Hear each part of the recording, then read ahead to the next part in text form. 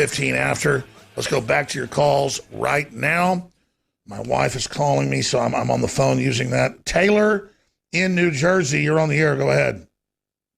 Hello, Alex. I'm the breathwork guy that you said you would do a half-hour segment with before. We do. We want to get you on soon. That's why we're going to start. Yes, sir. We want to get you on. Yes, sir. All right. What I want to say real quick was I think that the left is, because the left, obviously, what they're aligned with, and that God creates itself and evil destroys itself. I feel like the left is winding up their people. They projected this win so that when Trump does win on the day of the eclipse, December 14th, when that all gets sorted out, I feel like it's just going to create bedlam in the streets.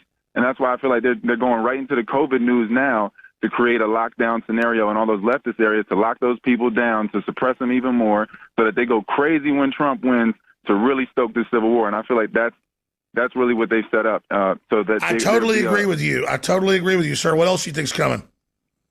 I feel like you were saying about the bio attack thing, I feel like just going with God here and looking at the alignments and God's handiwork here, there's a great conjunction on December 21st. And for me, my heart, I feel like that's going to be they're going to try and do that week from the 14th. And as you said, the Bible says the evidence of God is in the firmament. Yes, sir. Psalms 19:1. Yes, sir. I feel like that on December 21st, from all the planets, from what I'm looking at astrologically, because that's just the handiwork of God, I feel like there's an alignment. Obviously, there will be an alignment. On that day, they call it a great conjunction. It doesn't happen often, and it's a massive shift in the consciousness. I feel like there will be a coronal mass ejection on December 21st, and they'll call it a bio attack, and all of the superpowers of the world will point fingers, and then they'll lock their people down, and then we'll really be in this thing.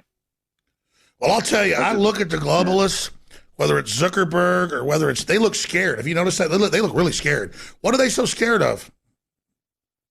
I feel like they know that God, they are definitely aware of God. Like you said, these people are not atheists. They have a malalignment or a misalignment, however you want to look at it. But these people are, firmly aware that there is one source of power, and all they can do is manipulate and try to jade the perspective of that power. But they're totally aware. I feel like they're just trying to get as many people as they can to create, their flocks and try to absorb as much energy as they can.